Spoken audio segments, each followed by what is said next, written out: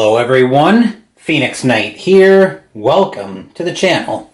As part of one of my recent delivery unboxings, I got this copy of Hastings 1066 from Meandering Mike as part of his most recent game giveaway for hitting 550 subs. So we're going to crack this open and see what all we've got in here. So there's a nice close-up on the box art. Let's take a look at the back of the box. Zoom in on this just a touch.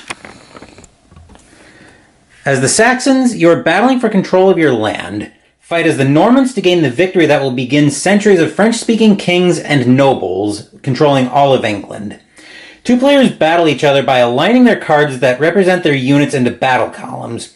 Your choice of battle formations will decide who wins the field that day.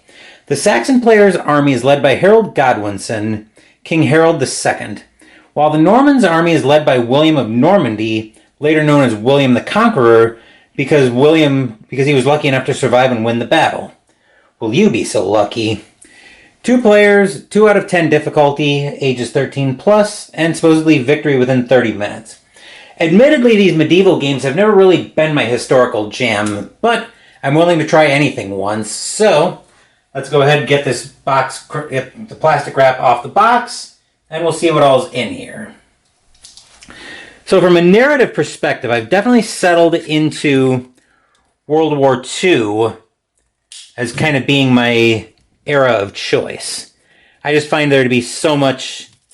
To me, there's just... The history there is so fascinating, especially as I've been watching some other YouTube channels with biographies of guards and people from around that time period.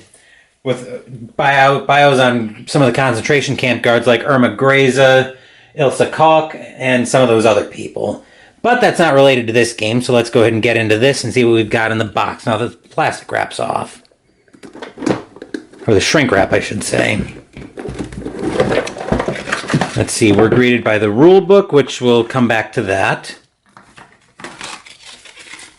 We've got our turn track, which will probably... That'll probably make more sense when we actually get the rule book open. Let me zoom out on that. There's our turn track. Looks like we've got 2 of those in here. There's not much in this box, surprisingly. 2 turn tracks, neither of which are double-sided from the looks of it.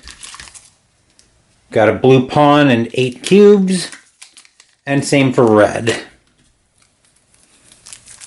Cards, which are probably not going to get sleeved. Another small D6. And now let's go ahead and have a look at this rule book. Give it a quick thumb through. A virtual board. Okay. That's... Alright, there's the setup. Tiny rule book, too. Hopefully it's not that complicated a game, but... Okay.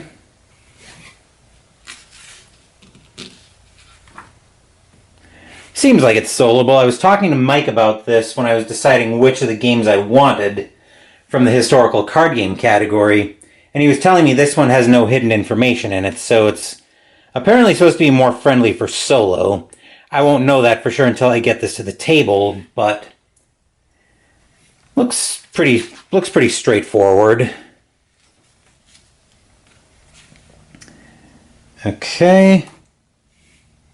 All right. Okay, that's everything that's in the box for Hastings 1066. As I mentioned in the product unboxing earlier, busy weekend on the channel as Mystical Munchies on Saturday starts the World of Warcraft official cookbook with the Buzzard Bites, the appetizer. Then Sunday, the fall campaign in Arkham Horror, the card game, continues with the 6th scenario, Return to the Pallid Mask. And Wednesday next week, we're debuting Age of Innovation, the new Terra Mystica universe game from Pureland Spiel. Thank you for watching the video. Please give the video a thumbs up and subscribe to the channel. Be sure to turn on notifications so you get my content. Be well, stay safe, take care of yourselves and your loved ones, and I'll be back with more videos in the future. Until then, take care, everyone.